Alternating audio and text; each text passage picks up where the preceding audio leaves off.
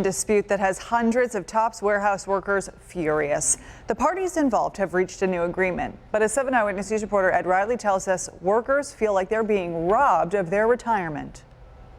You work 30 years at a place, you're promised a pension fund, and you got nothing. Members of Teamsters Local 264 who work at the Tops warehouse in Lancaster were not happy today after hearing details about a pension agreement that was worked out with Tops, the former owner of the warehouse named C&S Wholesale Grocers, and the New York State Teamsters Pension Fund. You expected that all these entities had your best interest at hand, and I think pretty much everyone let us down. Under the agreement, the 600 union workers will no longer be able to participate in the Teamsters pension.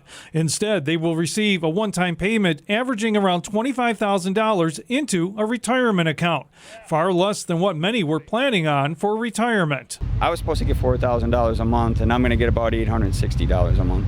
Well, basically, they pretty much stole our pension. The big question, where did the money go? Union members said deductions for the pension fund were being taken from their paychecks since Tops took over the warehouse in 2013. Well, basically, somebody's just took it. Now they're going to give you not even 70% of it that we put in for the past 4 years. The New York State Teamsters Pension Fund is a separate entity from the Teamsters Union, and previously local union officials were very critical of the fund for agreeing to the arrangement. I would like to think it's an issue for all working people, because if it can happen to my brothers and sisters here in Western New York, it can happen to anybody. The pension deal will remove a $180 million burden from Tops for future pension contributions.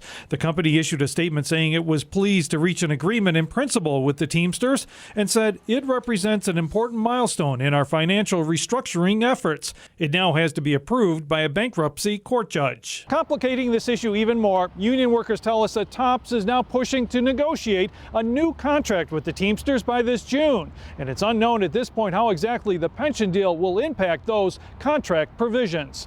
In Cheektowaga, Ed Riley, 7 Eyewitness News.